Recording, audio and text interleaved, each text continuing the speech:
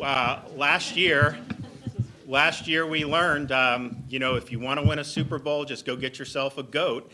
And we got the goat and we won the Super Bowl. And I'm excited for it because, I can tell you, last year's Super Bowl, it was exciting to win. Look, I was a Bucs fan when they wore the orange uniforms and they would lose most of the games growing up. So it's been a long ride for me, and I know many fans in the Tampa Bay area. In fact, when you would go in the 80s, if you'd go to a game, there'd be more fans for the opposing team than there would be for the Bucs back then. And so, and we did, Coach Dungy did a great job bringing it. Obviously, they won a Super Bowl under John Gruden, but it's been lean.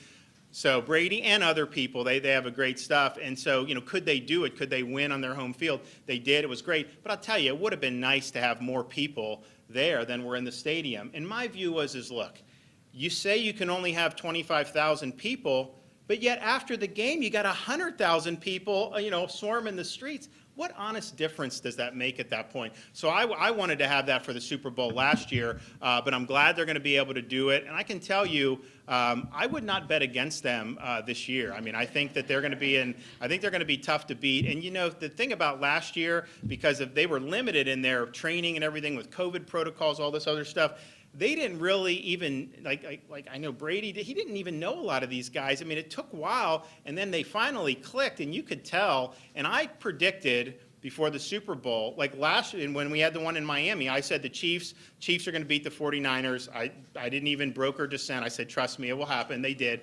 And then this time I was very resolute about the Bucs, and it wasn't because I'm a homer, which I am, but it was I honestly thought they were playing so much better than anybody else at the time that I thought that they would do it. Now, I didn't think it would be such a big margin, but they played great defensively and deserved a lot of credit for doing that. So I think it's going to be exciting. And if you look at what's happened in the Tampa Bay area with the sports, this is really kind of a golden era to be living in Florida, but particularly to be living in the Tampa Bay area. When you look at what the Lightning have done, obviously the Bucs, and last year with the Rays making such a good run, that people should really appreciate it. But I think it's going to be great, and I think we're going to have a really good season. I also just want to say, I was able to see some of the Florida State game. And they played well, and my hat's off to them. It was a very tough loss. I know a lot of the fans were very excited to be there, and it was exciting for folks. But I just think it's good to have all this. Remember, last year we were fighting just to have a football season. I would go meet with these players, and because the Big Ten canceled the season. And then the Pac-10, Pac-12 canceled the season. So then it was like, okay, well, if the ACC or the SEC goes, then we're not going to have a season.